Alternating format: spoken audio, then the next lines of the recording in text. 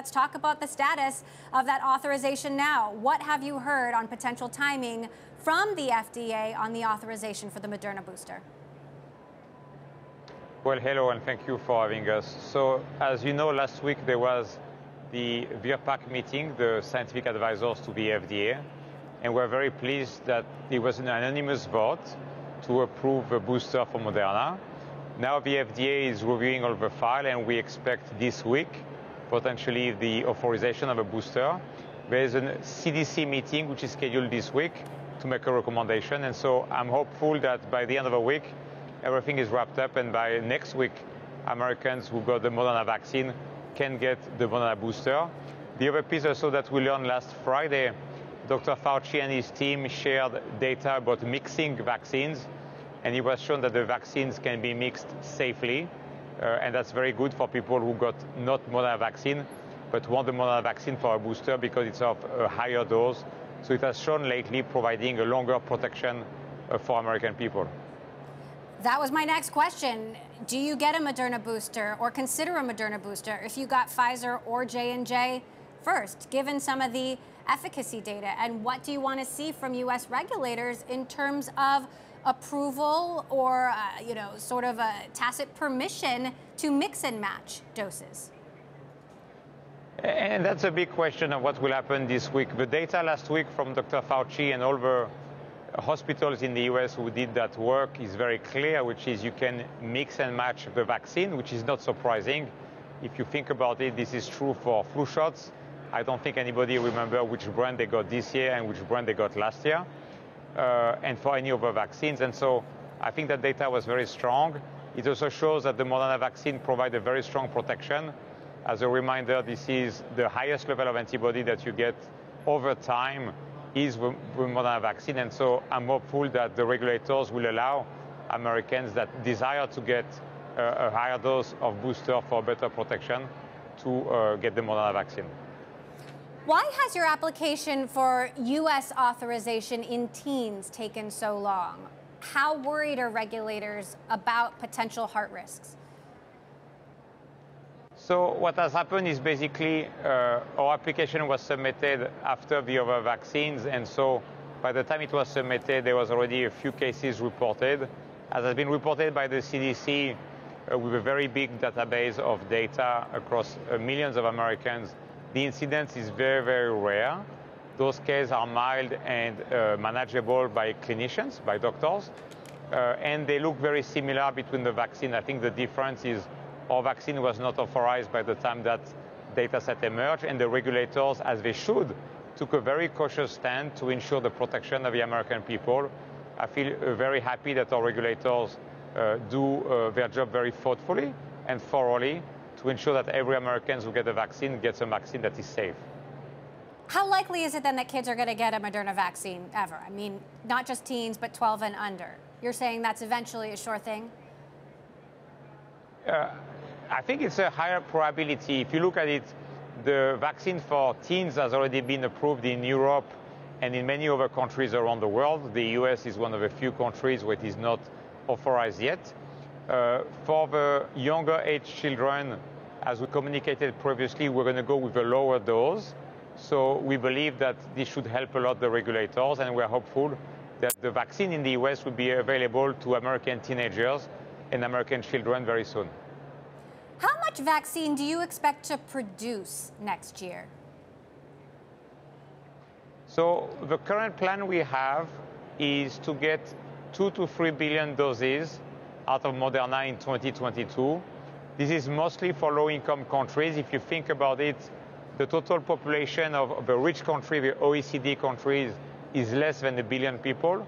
So even if you were to assume Moderna will get 100% market share and that everybody will want a booster, which those two things are not true, obviously, we will need less than 1 billion doses. And so we decided with our board to increase the capacity to get to 2 to 3 billion, because what we need to make sure in 22 is that everybody who wants a vaccine, everybody who wants a booster around the world can get one, so that we can really slow down this pandemic, move into an endemic phase where we'll get most probably an annual booster every year like we do for flu, and live normally without masks, being able to hug family and friends and not be worried about this virus. Biden administration officials say that Moderna isn't doing enough to increase the supply of your vaccine to poorer countries. Let's talk about the short term. What are you doing to increase supply to poorer countries? And let's say the next 3 months, for example, have you delivered any vaccines to COVAX, the supply facility for poorer countries, or is that still in the future? So we have indeed partnered with COVAX for 500 million doses. Most of them are going to come in 2022, because in 2021 we were basically obliged by the contracts we had to serve the US, Europe, and other countries, which helped us build manufacturing. Most people have already forgotten that in January 2020, when the pandemic started, Moderna had 0 manufacturing plant and never launched a product. And so we basically used the proceeds of the prepayments from the OECD countries, including the US, to start building manufacturing, which now is being used for low-income countries. We've also done bilateral deals. You have people, in the Philippines, in Peru, in Botswana, and many other countries that have already access to the Moderna vaccine as we speak. And so what we want to do is to just expand that access. We're talking to a lot of different organizations around the world, around low-income countries, to make sure that everybody who wants a vaccine can have access to one. Do you see opportunity then to accelerate those deliveries eventually, and how? So in the next few months, it's going to be hard to accelerate because, as you know, making safe vaccine doesn't happen overnight. It's usually a 6 to 9 months process minimum to get the raw material, the machine designed, made, shipped, and installed and validated by FDA standards, to train the new workers that you hire. You cannot just hire somebody and ask them the next day to make a vaccine. It's many, many weeks of training. And so when you put all that together, it takes around 6 months minimum to start changing the curve of your plan. And so what we are doing right now is still increasing capacity. If you look at what Moderna is doing, those are investments we made to get to up to 1 billion doses this year, 2 to 3 billion doses next year. And so there's nothing really we can do in the short term but to deliver on our plans and on our commitment to COVAX and those low-income countries. And more output is going to come in the months to come. The piece I would like to point out that is not always reported in the media is that the entire vaccine industry in the last 30 days produced 1.3 billion doses. If you think about it, the annual usage of flu shot is 500 million doses for the planet. Just in the last 30 days, the industry produced 1.3 billion vaccine. So if you look at the fact that already 3.7 billion people around the world got vaccinated, we should be a few months away, not years away, but a few months away from having enough vaccines to vaccinate every adult on the world who wants them. The thing I worry the most about is the last mile, vaccination, having the logistics, enough nurses available. If you look at the data over the last few weeks, already the number of vaccinees per day is going down around the world, like we saw in the US in the spring, if you recall. And this is not because there's not enough vaccine. There's a lot of vaccines, so the issue is that there's not enough vaccine getting to people. Now, something else that the White House has been pretty hard on Moderna about is why not share the formula rather than scaling up production yourself? Why not share this secret recipe with developing countries that could help end the pandemic more quickly? So I don't think it will end the pandemic more quickly, and I think this is why there's a difference between mRNA technology and other technologies. There is no plant sitting idle with mRNA equipment around the world. They just don't exist. There's never been, as you know, an mRNA product before. So even if we were able to do that, there will be no machine and no people trained in the skill of mRNA around the world.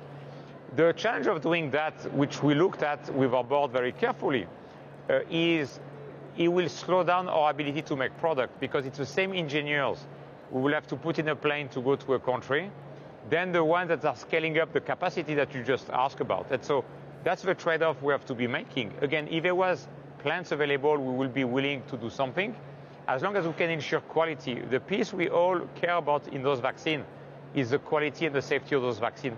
People that get vaccines are healthy. And so the safety of a product is the #1 priority, and we need to ensure that. Well, speaking of mRNA technology, you're working on a flu vaccine using that very same technology. Give us an update. When are you expecting data for that vaccine? And if that works, when might that be available? Sure. So we communicated recently that the study is fully enrolled for the flu. So we will expect in the coming weeks or months, not months, to get the clinical data. As soon as we have it, we will share that with the world. I will expect that data to be positive.